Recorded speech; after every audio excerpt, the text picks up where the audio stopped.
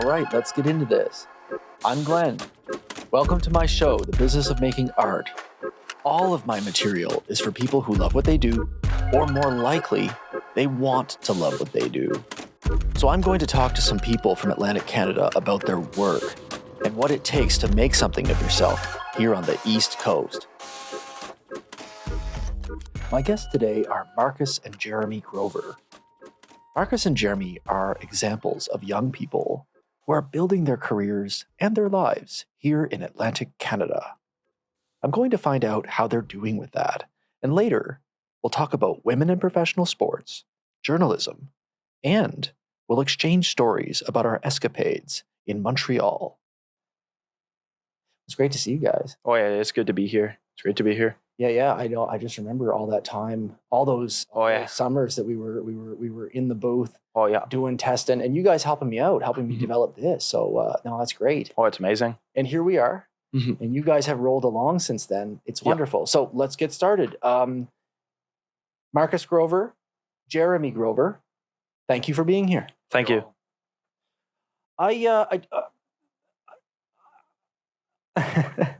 I want to explain to you the point of my show again, because it hasn't really changed.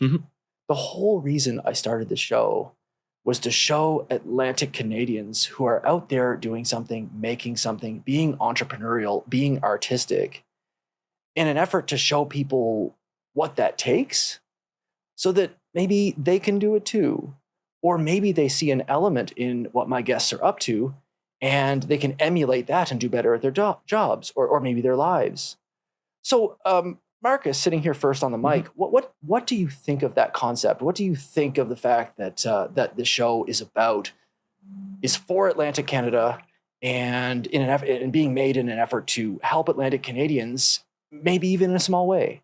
Well, I think it's great, and it can go a long way. It can have a big impact. You know, there's been so many people who have had huge success stories from right out of here in Atlantic Canada. We might be a small part on the map, a small part of Canada per se, but there's been a lot of great success stories here in the province, and I think in Atlantic Canada as well, and we'll definitely see that continue.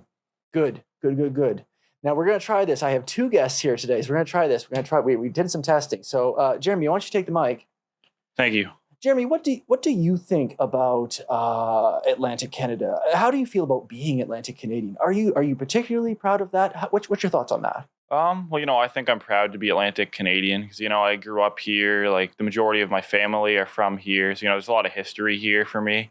So I'm proud of it. It's funny too, even just going up on trips to Montreal, as an example, I was there back in October and, I met this gentleman in a bar and, he even looked at me at one point and he said, we don't like all these people from Ontario, but, all you Atlantic Canadians, you Maritimers, we love you guys. So, just hearing that, it makes me feel proud of my, of just being an Atlantic Canadian. There's a lot of history. There's a lot of good history that comes out of here. There's a lot of talent, I think what it has, you know what? I've experienced that too. As you know about me, I am also a Montrealer by virtue of spending my 20s in Montreal. Oh, yeah. And the funny thing is, guys, is that, it's funny that you say that because there's a lot of rivalry between Province du Quebec and Ontario, particularly Montreal and Toronto. And I know you guys are into the sports, and I know you guys, I think memory serves, I think you're both Canadiens fans? Oh, yeah, I am. Yeah. I thought so. So yeah, it's a big rivalry. So we're people from out our way, Atlantic Canada. We're not directly part of that. But I remember, Jerramy, when I did my very first guest interview and you were sitting in the chair, we had discussed that. I think we had said that the three big ones for around here in Atlantic Canada, the three main hockey teams that people go for, I said at the time were Montreal Canadiens, Toronto Maple Leafs, and Boston Bruins. Would you still say that's accurate? Is that what you're seeing? Oh, I would, because, Halifax isn't too far from Boston. So, Boston is a lot of, even the New England Patriots, too, that's big for a lot of people around the Maritimes. Yeah, the Bruins, and then, the Habs and the Leafs, that doesn't change. I think that's something that's always going to stay the same unless we somehow, some way get an NHL team in Atlantic Canada, which, my personal opinion, I don't think it would work, but some people think we should get one. Well, you know what? I had a guest last week who's trying to grow the population of the province. So who knows? Maybe if as we continue to grow into the decades, we might get to a point where this market could support professional teams in a bunch of sports, and including Maybe even a team in that new professional women's hockey league. Oh yeah. That'd be cool. Oh, that would be. All right, so let's get Marcus. I'm going to go back to you because Marcus, you've got a lot on the go. Oh, certainly. You've got a lot on. Yeah, exactly. You've got a lot on the go, and it's impressive. Mm-hmm. Thank you. And the two of you are working on that together. You're a full-time journalism student, mm-hmm. and Jerramy, you just graduated from the business administration program at Nova Scotia Community College, which around these parts goes by NSCC, right? And congratulations. Yeah, thank you. Excellent. So what I want to do is that you've got a lot on the go. You're a full-time journalism student at the University of King's College, which I'll call King's for short. Yeah. And you work a lot of hours at your part-time job, and you're both doing that. Same you're working retail. Yeah. Okay. And you host a weekly radio show at the volunteer radio station, CIOE, the Voice of East Coast Music, where we met. Mm-hmm. And you guys always seem so energetic. So where does this? And I'll start with you, Marcus. Where does this joie de vivre come from? And what inspires you to keep that up? Well, there's two answers. There's a joke one I give. I always tell people I drink a lot of iced coffee. Now, well, that may be true. The serious answer is, my parents I wouldn't say they haven't been too hard on me, but you know what I mean? They've been hard enough on me that they've pushed me to keep going and keep striving. And same with my grandparents and a lot of my family. And at times, I know when you have people pushing you, it can be hard, but when you're being pushed for success and to keep doing better and keep doing good things, it's been amazing. So just how my parents raised me. Oh, nice. Lots of encouragement. Oh yeah, a lot of encouragement. Yeah. Let's go to Jerramy for a second. So Jerramy, what do you what are the kind of things you do to keep moving like you do? Well, I even say the same thing. I just drink a lot of coffee. I mean, that's more so a joke, but as I said, even like the way my parents brought me up, it's like, I mean, obviously, what I'm doing is good. There can, like, they don't really directly say it, there can always be better. Like, just strive for greatness, do what makes you happy. And, just that I find pushes me to keep going and have a lot of energy, just doing what I love. Jerramy, like I say, I want to come back to this because I just learned this today, like right now as you come in. Yeah. You just graduated from a program at the NSCC. Oh, yeah. Like that's awesome. I know, and you're looking toward the future. Yep. Have you been, what are you looking at in terms of, because I know you're not working a career yet, haven't stepped into one yet, but what are you looking at? What are you thinking about? I'm just kind of weighing my options right now because, like even just doing the 2 years at NSCC, you can always transfer your credits and kind of do like a 2+2 sort of thing. So, like I could go to St. Mary's for like a Bachelor of Commerce. I mean, I have friends there. I could go to Dal for like a Bachelor of Management.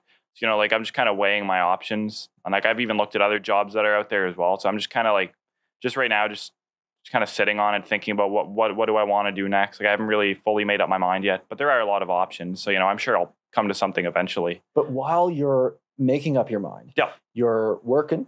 Oh, yeah. And you're doing the radio show. Yep. So you're keeping busy while you're weighing your options. I think that's a good strategy. Oh, it is, yeah. Well, even as I said, like I'm working, like what else would I do if I'm working 5 days a week? Like, like I'd sit at home and do nothing all day. I got to do something. I like that attitude. You always want to be doing something. The rule that I was raised under is that you're always either doing one of these three things. You're either going to school, working, or working towards getting into one of those two things. And by working, I mean doing something meaningful and preferably something toward making a living. So I think you're on the right track there. Good for you. Thank you. Marcus, I'm going to come back to you here. Marcus, journalism. Mm-hmm. Journalism is one of those things that's taking a lot of heat right now. Oh, certainly. Yeah, it takes a lot of heat. My stance is that journalists have a lot of credibility. And I even said this last episode, is that I miss journalists on Facebook. I want the journalists are the people who go out there, they get the stories, they talk to people so that we can all benefit from it, so we can all learn about what's going on. And the fact that they're not on what I believe, I did some research, I believe that the main platform here for social media in Atlantic Canada is Facebook at the moment. And so it kind of pains me a little bit that journalists are at the moment, and I don't want to get into why that is. I'm just saying, just talking about the fact that they're not there. I think that's I think that's the fact that they're not on the main platform where Atlantic Canadians are means that Atlantic Canadians have to go elsewhere or change their habits or do something. And there's been a few months that we've been under this to see the journalists work. What do you think of that? What do you think of the idea of journalism and the work of journalists, credible journalists, especially the great journalists that I've worked with in my old career in Atlantic Canada? What do you think of the fact that, what do you think of the concept of their work being available to the people they serve? I think it's good. Their work should be available. You know, there's a lot of journalists out here in Atlantic Canada who do very great work. They do amazing things. And it sucks because I know we had I don't want to get too much into it, but there was everything with Facebook and Meta and Bill C-18. And along with that, there's so many paywalled sites now. Like you can find Nova Scotia journalism, but a lot of these websites, you can view a certain amount of articles and then it'll make you pay or you have to subscribe, which it's not bad to subscribe to a news outlet. It's good to support your local news and your local newspaper. But I know it's tough when there's people out there who just want to read the news for free with peace of mind. And that not being on Facebook, it does make it tough. The funny thing is that the habit is that the written journalism, that the stories that you'd read, right? Yeah. Those are because you can still get your TV. There's still CBC. CBC is really good at putting out on 3 different platforms. They used to drill that into me when I used to set up media interviews with them. What happened on their request? What would happen is that they would say, well, we're on 3 platforms. We're online, we're on radio, and we're on TV. And so that's still available. Nothing there changes. The only thing that changes for them and CTV and others like that, global, is that they can no longer post in the main platform that we're on. So I guess Marcus, when I want to ask you about that, my thing just turned off. Look at that. There we go. What I wanted to ask you was, what kind of journalism are you looking at doing? I'm a big sports fan, so I guess I'd be lying if I didn't say sports journalism. Okay. And even Jerramy, I know he's not in journalism himself, but you ask him any hockey player, he'll tell you where they were picked. And, you know, both of us have been huge sports fans our whole lives. So, you know, it'd be great to do something in the world of sports journalism for sure. Well, I mean, now you're also into the arts, and later on we're going to talk about the art scene and even music too. That's another thing. I'm big into like hip hop, you know, music in general, the art scene out there. Excellent. Hey everybody. This that you're listening to right now is available in both podcast and video. So if you'd rather watch or you'd rather listen, go to glenfriel.com. Podcast, video, blog, it's all there. And thank you so much for the support out of the gate.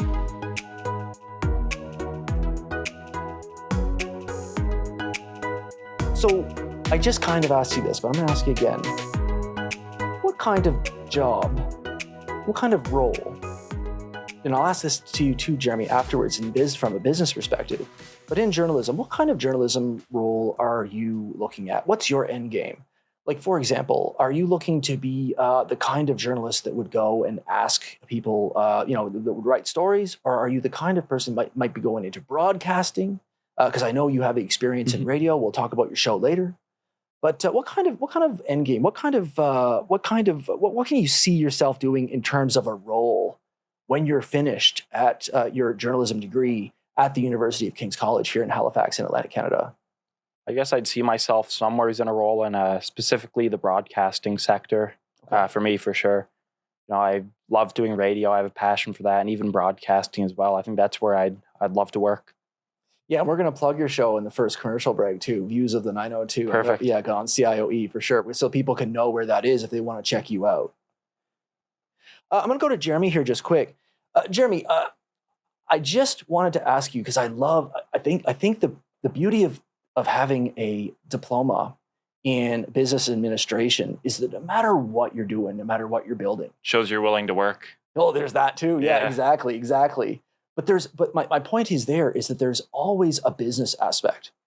Whether you're an artist trying to develop a career in the arts, or you are perhaps entrepreneurial and are starting a business, perhaps a storefront or whatever, and even in if you're working for an organization, there's still the organization likely has a budget And that budget has to be minded. And there's a whole bunch of other business stuff. My point there, Jerramy, is that there's always a business aspect. There's a lot of option there. What's your end game? What do you picture that the kind of role that you'd like to do in business, or the kind of role you'd like to have for a business, for people? What are you picturing there? What are you picturing? What's your dream job? To be honest with you, like I'm not 100% sure. I mean, I would like to like do something that would make me happy, you know, like it would like the money would still be good, but you know, something like even like I don't know, like it's kind of hard just because like with business it's so open. So like I'm not really dead set on something yet, but Okay. I think the dream for me actually like it'd be working for a sports organization in some sort of capacity because you know they got front office positions now. Oh. I'm sure you'd have to go to school for sports management or something like that just to get your feet in the door, but You know what? Not necessarily. Not necessarily. I'd say this as I don't want to give you advice, but you're sitting here, so might as well. I'm just saying is not necessarily. Yeah. I mean, okay, you have a business diploma. Yep. That means you have a framework. Yep. To be able to do the work that somebody might need. Yep. So I think that a strategy to say if you were interested in working in a sports organization or an organization that's related to sports. I remember back in the day, a long time ago, I was posted at a department called the Department of Health and Health Protection and Promotion, and that, you know, the departments in government change. You know what I mean? So it got rolled into health. But the point is, all those little divisions are still there. The point is that we used to work with recreation groups. Yeah. One of them being the one that springs to mind was Hockey Nova Scotia. Mm-hmm. And Hockey Nova Scotia is involved in the minor hockey that I play. Yep. And so what I'm saying there, Jerramy, is there's a lot of organizations in Atlantic Canada, and I'm imagining New Brunswick has something like that, and so would Newfoundland, and so would Prince Edward Island. Mm-hmm. My point there, Jerramy, is that when you have a diploma like that, and you have and you can show a passion for what you do, and then you do the work. My advice to you is, apply now. Don't think you don't have enough, because you never know when you get that opportunity that could lead to growth and move up in an organization. Yep. If you want to work in a particular kind of organization, I say, go apply for it. Mm-hmm. Do you know what I mean? Oh, yeah. Keep your eyes open, watch their websites, and watch for job openings. Many of these organizations, sports teams, I'm thinking, you know what I mean? They would post job opportunities right on their site. Yep. So like I say, don't think that they might want you to have more, but don't assume that they do. Mm-hmm. They're looking for good people. Yep. They're looking for people that can do the work, and they're looking for people who want to be there. Because if you want to be there, then it comes out in the product. That's it. And like I say, I've worked with you a ton, and I know that you love what you do. I know you love sports, and I know you like to get in there, and you're already doing the radio show. Mm-hmm. So that's a pretty good combination. I guess in short, I'm saying you already have, for your age, you have an impressive resume. Thank you. And so yeah, there might be an entry position there. Don't give up. No, exactly. Yeah. But like I say, but on the other hand, though, if you are interested in pursuing that more, absolutely sign up and do sports administration or whatever. Do you know what I mean? Or whatever, because that can't hurt. Mm-hmm. Another thing just kind of sprung to mind. In theory, I guess you could even be doing the job and be going and doing that program at the same time. I mean, in theory, lots of options is my point. And I know you know them because you know the pathways. All right. So, so hopefully we'll be seeing you in a sports organization at some point. Last question for this before we go to a quick break and finish section 1 here. I learned quite a bit from the both of you a couple of years ago, and the year after when I was developing this stuff. And that was at CIOE, the Voice of East Coast Music, volunteer radio station that you can get at, what's that website again? It is communityradio.ca, but also if you put in CIOE975.ca, you'll find it. Okay, good. Communityradio.ca is so easy to remember. Oh, yeah, a lot easier to remember than CIOE975.ca, I would say. Great place, though. Great place. Certainly. Yeah, exactly. They helped me quite a bit, actually. What have you learned, and I'll go to you, Marcus, what have you learned since then? What lessons would you have to share with young people who work to become part of the art scene in Atlantic Canada? And do you have any advice for aspiring journalists? Well, yes, my advice out there is don't be afraid to jump on opportunities. Don't be afraid to start volunteering somewhere. I really got my foot in the door, getting experience in radio, doing a co-op placement for high school at CIOE, and it's been a tremendous help. Not only does it look great on a resume, but I'm still doing the show. I have a huge passion for the work I do in radio for CIOE FM, and it's been amazing. And I guess my advice for just for any aspiring journalist out there is don't be afraid to ask questions. Don't be afraid to be yourself. When I was in school, I think elementary all the way through high school, every now and again there'd be people who tell me, "Man, you talk too much."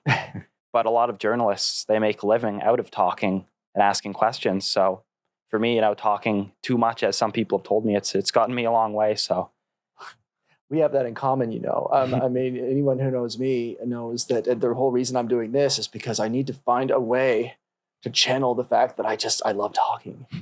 And it's a good point, actually. If you have skills in articulating, in asking questions, if you have a knack for knowing what to ask, if you have a knack for knowing what to ask to inform the public or a group of people, absolutely. The broadcasting, podcasting nowadays, something anyone can do. And a lot of people can do well easily. And a lot of people, you could do that with just your computer or your phone. Nowadays, the quality will pick up just fine. With just a little bit of editing, it comes out, you can make it come out real good quality. Oh yeah, and even as I was telling you before we were recording, there's a lot of good mobile editors out there, like KinMaster is one I love. And so many people I know have grown up with, a lot of them don't keep at it anymore, but a lot of them, when they were younger, they aspired to be YouTubers. They started their own channels, and it was all just from having their phone or screen recording on their Xbox. So it's anyone can start a podcast, it seems like, and that's not a bad thing. No, not at all. Not at all. My attitude is I kind of rather that there be voices out there than not be voices out there. Certainly. I think I like the fact that the conversation is now accessible to so many people. And nowadays, I mean, I know this is old hat, but I mean, like a lot of people, everybody has a phone in their pocket. And Exactly. that phone now is that phone that everybody has is now capable of doing what special phones used to be able to. Now everybody has every capability. So we're talking, okay, here's one for you. On your phone, in terms of listening to content, there's podcasts, there's audiobooks, which I'm pushing on YouTube. And what else is there with the YouTube content, I suppose? What am I missing? I think that pretty much covers it. I'm trying to think. But the point is, though, there's lots of stuff. There's lots of option out there that's accessible. And I love that. And it's easy to make. Jerramy, I want to ask you just quick, because I want to ask you the same thing. What advice would you have for someone who was thinking about the business program at either the Nova Scotia Community College where you went to at NSCC or any business school here in Atlantic Canada? What would be your advice for somebody stepping into that now that you finished it? Well, don't be afraid. There's lots of opportunities that come with it. And also don't be afraid to ask for help. If you feel lost, if you feel any sort of confusion, sometimes it might not seem like it, but, your faculty or professors, they're willing to help you. There are resources available if you are someone who's struggling. So, just don't be afraid to be yourself.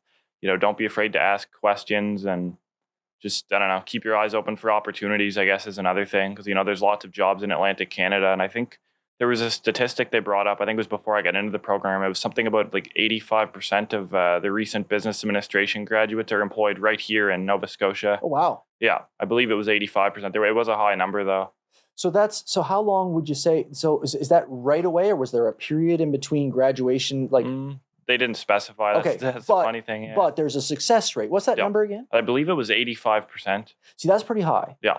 That's pretty high. It's not a guarantee. There's still that 15% kind of away from a guarantee, but that means it doesn't say what kind of job either.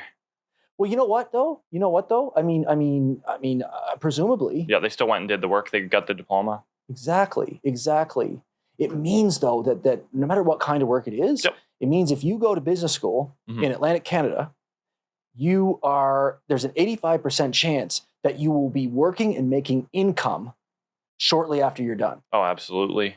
See, that's amazing. Hey, what a thing to tell people. Oh, exactly. It is a good thing to tell people. All right, guys, let's finish up section 1, and we'll come back with some more right after this. Check out Marcus and Jerramy's radio show, Views of the 902.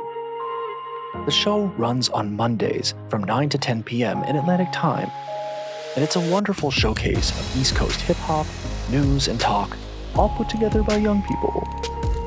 Listen to their show and all the great shows by Atlantic Canadian volunteers at CIOE, the voice of East Coast music. No matter where you are in the world, you can listen to all of this Atlantic Canadian content at communityradio.ca. Okay, so let's get back to it. What were you saying? Okay, wait, because I watched the Royal Rumble. Mm-hmm. It's the one event that I watch every year. I don't watch any of the others. Although I'm because the Royal Rumble is the second biggest one. Yeah, and it's the one where all 30 men and 30 women in two separate events. Yeah. Oh yeah, they got the women's one now too. It's amazing. Oh yeah, it's awesome. It's and it's just as elaborate. Oh yeah. And it's great. But the point is that the Royal Rumble, because all 30 participants of the main event, because they all come down in 90-minute intervals and they get a ton of people in the ring, because the idea is to be eliminated from the event. Yeah. You have to get thrown over the top rope. And some people go over the middle one and they come back in at the end. Yeah, exactly. But the thing is that both feet have touched the ground. Yeah, that too. So you get to see everybody. So it's my little catch up every year. You know what I mean? And it's a spectacle and I love it. And it's great. But you went to one of these? So it wasn't the Royal Rumble. I was in Montreal, Quebec last year for the Elimination Chamber pay-per-view was there. And SmackDown was the night before. So me and my friend Isaac went for the two shows. And every time we're in Montreal, we go to, there's a nightclub there on Crescent Street called Jet Nightclub. Jet. And it was after SmackDown the Friday night. So, the wrestlers are still in town, Elimination Chambers the next day. We were sitting at Ziggy's Pub on Crescent Street. And I figured, if we see anyone, it'd probably be here. You never know, though. Then Terrence, he's a guy I met in Montreal the first ever time I was there. I still keep in touch with him. He's a promoter up there for the nightclub. Anyways, we run into him. We're sitting at the bar. He's like, "Are you guys coming? We got the WWE wrestlers at this nightclub. You got to come." So then we finished our drinks, paid our tab really quickly, went on into the Jet nightclub. And we look up there with the DJ. There was it was Hit Row. They were a faction on SmackDown. I think one of the guys got released. But so the three of them were up there. And in their own cutoff section at the back of the bar was Karrion Kross. Former NXT champion. He was undefeated in NXT. Drew McIntyre, who main evented WrestleMania. It was the COVID one at the Performance Center. And Karrion Kross's wife, Scarlett, who's also, she's more of his manager now, but great women's wrestler. And because I knew Terrence, it was at the end of the night. We happened to be near the bar, near where the wrestlers were in their own cutoff section. Say, "Hey, do you guys want to meet them if it's okay with them?" Just really quickly. Because you're always doing that. Yeah. You're always posting pictures of you with Yeah. You both are. You've always posted pictures. And okay, where did what's with these red jumpsuits these red tracksuits I keep seeing? Where did those come from? Oh, that's Team Belarus hockey jacket. I've got all the hockey jackets. I love collecting the ones for the national teams. And I don't know why I was randomly online. I've had a bunch of Team Belarus stuff on eBay. But it's funny too because good price then. Yep, good price. Okay, and I'm hoping the World Juniors comes back. Another reason I say that is not only could I go out and be a fake player with the jacket, but I wish I brought it here. I have actually at home. It's from a canceled double IHF tournament. It's one of the gold medals that was supposed to be given to a player of that tournament. And the tournament was canceled, so the medals were supposed to be destroyed, but some guy I met online, he had a hold of them. So I got the gold medal in my room. So if the World Juniors ever comes back, I'll be rocking that. Nice. You be careful there because they might. They might grab that from. Oh you. Yeah. Yeah. Get security. Let's see what Jerramy's saying. What I was saying, you got to elaborate more on the WWE part though, because even I wasn't in Montreal all the time with him, but he called me at 4 a.m. It woke me up, and I was kind of trying to half asleep at the time, oh whatever, cool, But this is it's quite a good story actually. It doesn't sound believable. Yeah, so anyways, because we knew Terrence, he's like, "You guys want to meet them really quickly? I'll check if it's all right with them." Because it was just the three of them. I had heard Rey Mysterio and Sheamus were there. I'm not too sure about that. I didn't see them when I was in the nightclub. Oh, they're huge. So if they were there, they weren't there long. But even it's crazy. Drew McIntyre is very huge nowadays. And funny, I actually got the picture of me and Karrion Kross in the nightclub on the Instagram. It was before the end of the night because before we went over, Terrence was like to us as well, we'll just be having drinks. I don't think they're doing pictures or anything, which was fine. We wanted to play it cool as well. We didn't want to seem like fanboys or anything. Oh, yeah. But anyways, we go over and I guess the wrestlers weren't ready to leave either. So next thing you know, we met Terrence and through him we met Ron, the owner of the nightclub, and they let us stay. The wrestlers stayed. So we ended up, the lights were on, the nightclub was closed. So the only people who weren't staff who were still on that nightclub having drinks were me, my friend Isaac, Drew McIntyre, Karrion Kross, and Scarlett Bordeaux, 3 WWE wrestlers. It was unreal. Wow. That's neat. Oh, yeah. They kind of took you in. Oh, yeah. I don't know if you guys aren't the biggest guys in the whole world. I'm not either, but I don't know if I'd get in the ring. Yeah. You want to be careful not to end up in the ring, brothers. Oh, yeah. Because you know what? And my cousin would be proud of me for saying this, but there is a real aspect to what they do. Oh, there is. It is the training that these guys, I shouldn't say guys, I should say men and women, we just discussed that. But the training that these guys do is you have, when you're doing a move like that, when you have somebody else up in the air, you have their life in your hand. And the competition to stay on top, to stay on the card, is a lot, there's been, we all know about the problems, the issues that these competitors have, these tremendous humans have. I'm just saying, what do you think of the fact that it's like you alluded to this before? What do you guys think of the fact that that the women's card is just as elaborate, just as popular, and just as shown, and everybody is loving it? They're filling up these stadiums. What do you think of the fact that there seems to be, if anything, like wrestling entertainment has it looks to me to be pretty equal. Oh, yeah, it's amazing to see, because I remember when I first got big into WWE, watching it in like 2014, 2015. Not that their women's scene was a joke, but it's nothing compared to what it was today. And if you look at their competitor, TNA, and even AEW, 2 other big wrestling companies, and women's wrestling is at the forefront of all 3 of these companies, all 3 of these businesses. And it's amazing to see, because some of them are just as talented as the male wrestlers. So they deserve an equal shot. And it's truly amazing to see, even as a fan. I want to ask Jerramy this next question, because I want to follow up on something. We talked about during our training session in 2021. Yeah. So we've got a women's hockey league now. Yeah. We have a women's hockey league. There are 6 teams. They're looking good. They're getting lots of attention right out of the gate. What do you think about that? What do you think about the fact that they developed that and they just started? What do you think? I think it's a good opportunity. Like, my only question is, it's kind of similar to the WNBA. Like, yes, there's a lot of hype right now, but can that continue? Like, how are you going to draw people in and sell out these arenas every single week? Like, you're going to have to find ways to market the product. And I don't know, like, I think it's a great opportunity. It's a tremendous opportunity for a lot of these women, and it gives a lot of exposure to a lot of these athletes. But my only question is, like, how long can you keep up this hype for? Like, you got to find ways to draw in people on a consistent basis. Well, they got some marketing coming up, because I know they're all wearing a variant of the same jersey at the moment. Yeah. And so, there's team names coming up. That's a good opportunity for some hype, maybe even some involvement from these cities. There's also, I don't know. Are they sticking with those colors though? I don't know that. It's interesting. Right now, they just have different colored jerseys. Yeah. But it'd be interesting. But that means they're probably going to all have their own look and feel soon, and that'll come up. That's a good opportunity too. I should look too to see where they play, because that's it. I go on a trip up to Montreal in 2 weeks, and I noticed the Laval Rocket are playing in the AHL. So I thought about going to that. Even if the professional women's hockey, like if there's any games in Montreal. Yeah, one of my best friends from Halifax is from Laval. It's something we have in common, that we both lived in Montreal for a time. And what I'm hearing from another one of my best friends who lives in Montreal is that Laval is an interesting ticket, because it's not quite as, because like I say, Canadians, Maple Leafs, you get a ticket to go in there, you're paying hundreds. Oh, $30 to sit glass, and like they play the Marlies when I'm in town. Yeah, if you can get a ticket. But Laval, they have a very healthy, very. I'm just saying, is if you go to a Laval Rocket game, it's an energetic atmosphere, and you feel like you're at something. It's not like all the seats are empty or nothing. Far from it. And so, I would recommend that if you ever get a chance to go see Laval specifically. Absolutely, it'd be a good night. Yeah. It's the same thing. I think it's the same thing as in Toronto. If you go see the Marlies. Yeah, you even see them on TV. It's because there's a hunger to watch hockey. And coming back to the women's game, well, that for Montreal and Toronto especially, if there's a hunger to watch AHL, men's, you put the top tier women in that city. And what I'm seeing on TV is they're filling lower bowls. That's impressive. Yep. That's thousands and thousands of people showing up. So what do you so what do you think the next move is in terms of growing that, in terms of growing the marketing, growing the hype?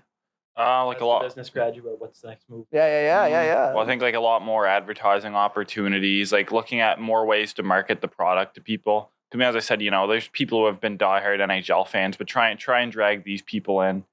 Like just try and be out in the community, try and do a lot of more marketing opportunities. Like you got to grow it because, as I said, the WNBA, it's not a bad product per se. It's just how can you consistently bring a lot of people into your games? Like you need to find more ways to market it. What's interesting there is that a lot of the big stars in the WNBA, or no, not yet WNBA. You're talking about NCAA women's. Huge. They're making since they changed the rules to allow them to make advertising money. That's the I'll say that without getting into the specific. Like I don't know the specifics of that, but ultimately there were a couple of big stars. I remember seeing this on TSN. A couple of the big stars had a decision to make. Okay, do I enter the WNBA draft or do I stay for a fifth year in school for my eligibility because I'm going to make more money in school with the new rules than with the WNBA than what I'm going to make in the NBA? So you know what? I would say that's not the worst problem to have. Sure, you know what I mean? Like that's not a bad problem. What do you think? It's actually quite interesting. Like this kind of stays on the same topic. Something interesting I actually read. Because, as the rule is right now, if you play in the Canadian hockey, like you can't go to the NCAA. But I believe at some point they're thinking of creating a merger. So like 17 and 18-year-old, you can stay in the CHL. But once you hit 19, you can make the jump over to the NCAA. Like, yeah. I think that'd be a tremendous opportunity for a lot of these guys. Because, a lot of them end up going to U Sports after they're done. Some of these guys are good enough. They could probably go to Boston College, Boston University, like a lot of these big name schools in the United States. See, I'm a big fan of U Sports, and particularly of my University of New Brunswick Reds.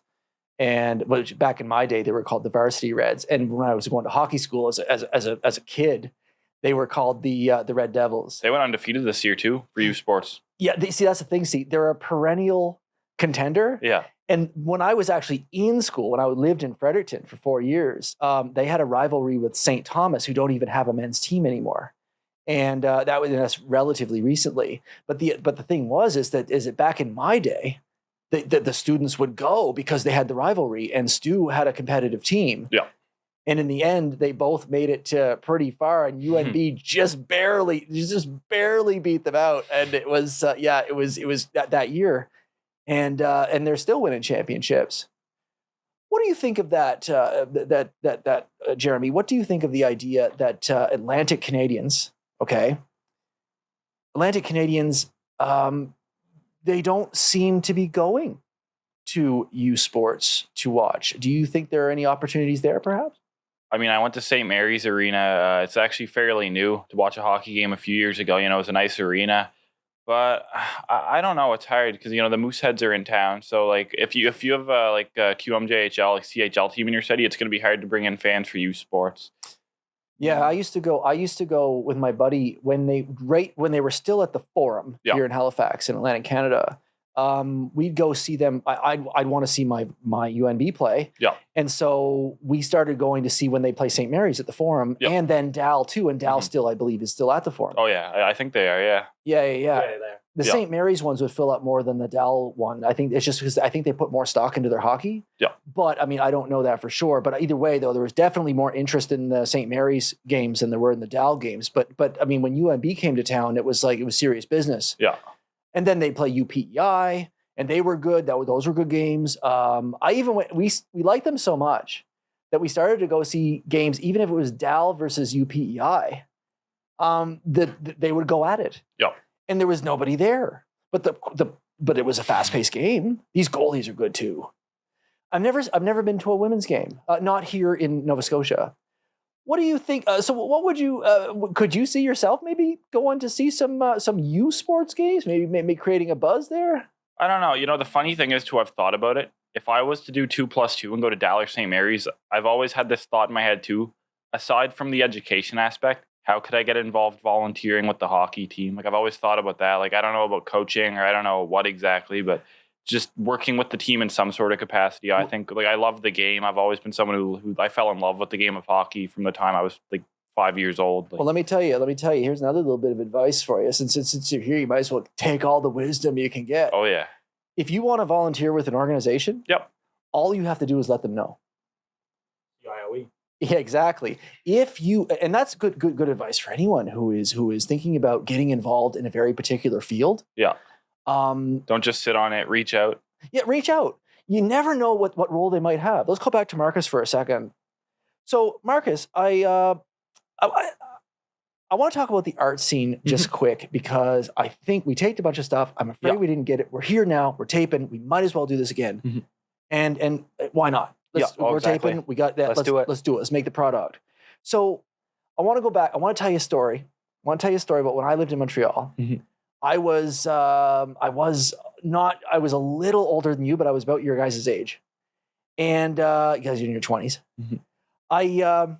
So my parents came up to visit, and I lived in Montreal. I moved there to I guess we'll say it was my life education. Let's just say that.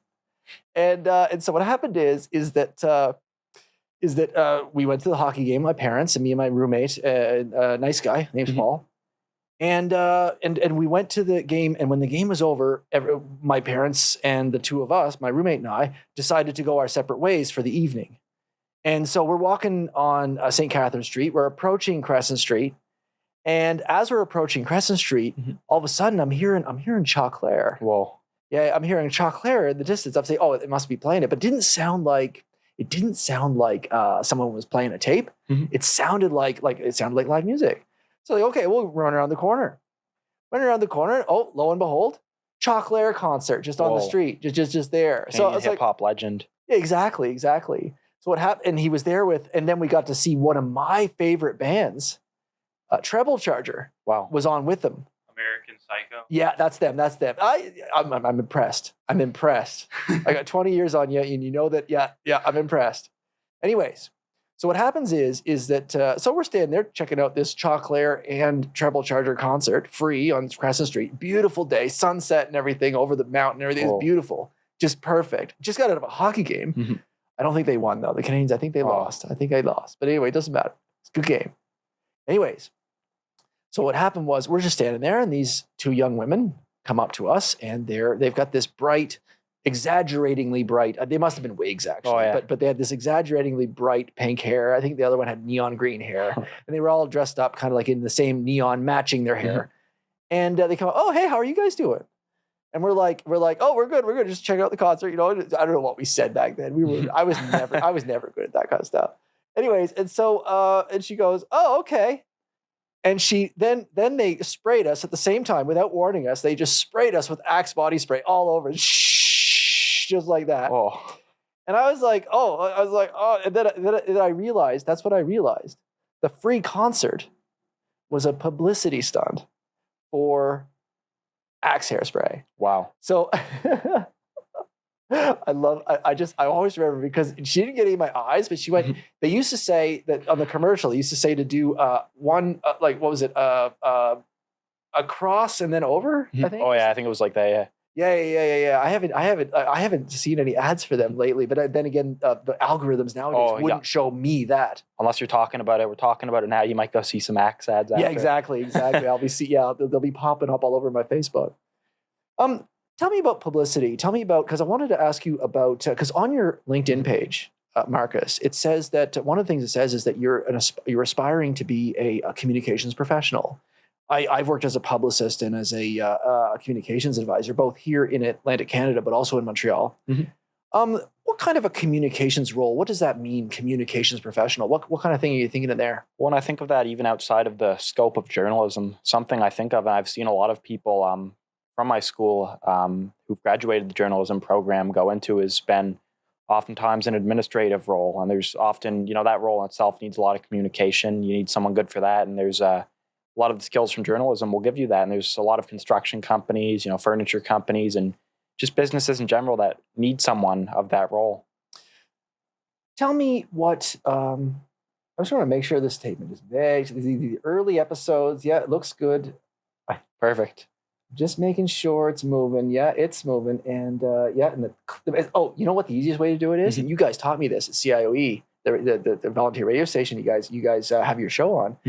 you guys taught me this, is that you just got to look at the clock. If the clock's moving, then it means it's on. So here we have all kinds of footage to go. So we're still rolling.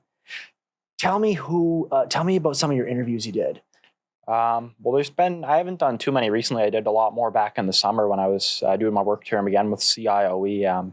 But one of the biggest ones I remember, one of the first ones that was a really good one, it was me and Ewan Fowler-Purdy. Ewan still does the news segment, and we talk about some local news, some hip hop news. We still do that every week on the show. Ewan records. So Ewan is still actively working on the show? Yep, I get him on the phone down at Acadia, and we record it every Monday. Oh, that means that I could possibly get Ewan myself. Oh, that'd be wonderful. I think he went into theater, didn't he? Yep, he's in theater. He's still in that. He's in third year. Yep. Oh, so Ewan does that segment with me when he has some free time over the phone every Monday. And that's good. And I remember one interview we had, it was with Canadian rapper Solitaire. And he's not obviously as well known as Choclair and a lot of those other guys, but he's worked heavily with Choclair, with Rodala, Socrates, and I believe the four of them, sometimes they performed under a collective. I might be wrong, but I believe the name of that was The Circle, if I remember correctly. And they released a few songs as The Circle. And I don't know if the name is correct, but I do remember that. So you introduced those to me back then, and because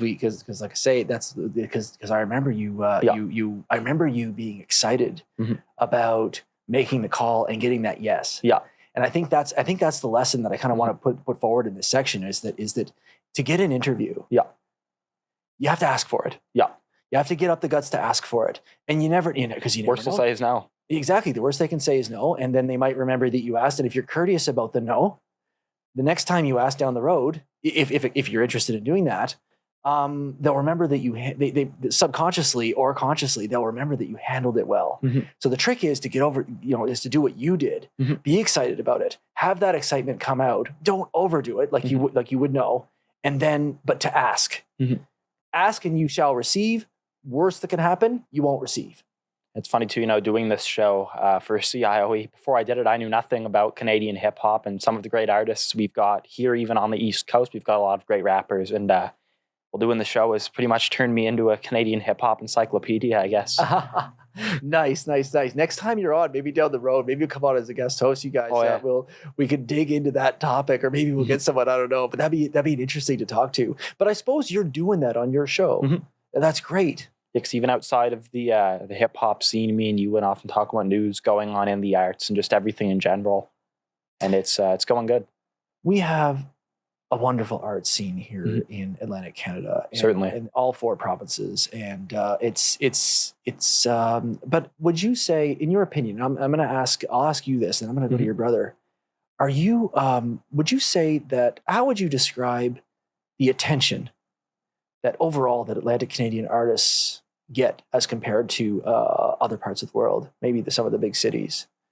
Well, it's interesting because I know you have some artists like Classified who have exposure all across the country, but then there's others who are only big here on the East Coast. So it definitely has a big range to it. Then it's funny, some of the artists, even like Classified, who are huge here in Canada, anyone in any other part of the world, they probably won't know who he is. And I don't want to say that for sure. There's probably people in other countries who do know who Classified is, as an example, but some artists who have gotten big here in Canada and here in the East Coast, you go anywhere else, and unfortunately, they don't know who they are. You know what? The talent. These are some talented artists. I remember when I lived in Montreal, there was we went to a place called Le Swimming. It was a little. It was a little pool hall in the back, and then they had a concert area in the front, and this was upstairs on Saint Laurent, on Boulevard Saint Laurent, which was or it was Rue Saint Laurent, I think. I don't think it was a boulevard. Anyways, either way, the point is, and the bar is still there, but it's the exact same shape, exact same style, just different ownership, a different name now. But the point is we went in there one night there was we were couples at the time, and went in there to sit and hang out, and who's there? Matt Mays and El Torpedo. Wow. Just playing. And it's like, and that was my introduction to Matt Mays. And it was kind of funny because back then they were playing while we were playing pool and talking and stuff. It wasn't a show. They were playing. And it's amazing that how far he's come. And Yeah. And that reminds me too, even she'll have to correct me if I'm wrong. I believe it was back in the day. It was very early on in their careers. My mother and my aunt went. It was some bar. I forget the name of it. It's a different name now. And it was Dartmouth or Halifax, and who was playing at the bar before they were huge. The Tragically Hip, Gord Downey.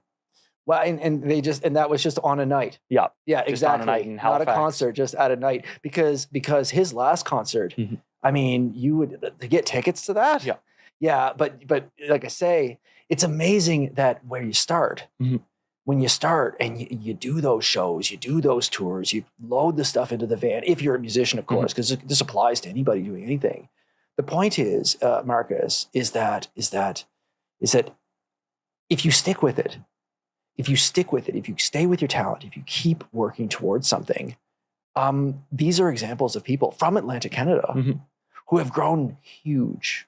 Tragically Hip, of course, is not Atlantic Canadian, although I do believe somebody said that they were officially or honorary Atlantic Canadians, and I'm sure somebody did that. But anyways, thank you for that. Thank you. Okay, so let's wrap this up here. Let's wrap this up with some closing here. So let's see here. I was gonna episode plan. Okay, so I'll ask both of you this, and I'll ask you separately. So that let's do that. Let's see what each of you have on your own. My audience is Atlantic Canada, and anyone in the world interested in Atlantic Canadian culture, particularly the work that we do here. If my entire audience, that's everybody in Atlantic Canada, everybody interested in Atlantic Canada, and everybody who just wants to know about Atlantic Canada or has anything to do with this place, if they're all listening to this right now and they're really paying attention, what would you have to tell them? Marcus, what message would you have for them to finish off this episode? I think I may have said it earlier, but I guess one thing I will say is don't be afraid to be yourself. You know, all the way through elementary, middle school, not so much high school, but I would have people who tell me, oh, you talk too much. But look where I'm at now. I'm doing a radio show and I'm in a course in journalism. And that's something where I guess talking too much, asking questions, it goes a long way. And it's not bad to speak up, use your voice and talk. So even though people have told me you talk too much, I mean, look, it's gotten me pretty far. Excellent. Let's put the mic over to your brother. Jerramy, I'll repeat the question. If my entire Atlantic Canadian audience were listening, my dream audience, because I'm small, I just started. You got to start somewhere. Launching this month. Actually, this episode will be among my first. If my entire dream audience were listening to this right now and they're really paying attention, what would you want to tell them? What would you have to say for them? Well, similar to what Marcus said, don't be afraid to be yourself. Don't be afraid to get your feet wet, get right under the door. Because, I don't know. Like people always say, the world's a scary place, but I don't know, if you look for the right opportunities, if you talk to the right people, it can be like, it can be a wonderful thing. Like you never know where you're going to get. Just be yourself and, don't be afraid to take on some challenges and the opportunities may come with it. And we are going to leave that there for today. For Marcus Grover, for Jerramy Grover, I'm Glenn Friel. Thank you for watching this episode of The Business of Making Art. Take care. And thank you too. Thank you. Thank you. Thank you, Glenn. And now we just kind of rhyme off like we're talking and do the thing, yeah. So that was great. What do you guys think? Oh, I thought it was good. Oh, good. You put your bound if you got that second part. Yeah, you know what? And it didn't hurt because you guys have time. Yeah. Because you had time, it was just a matter of retaping it and stuff like that. So, yeah.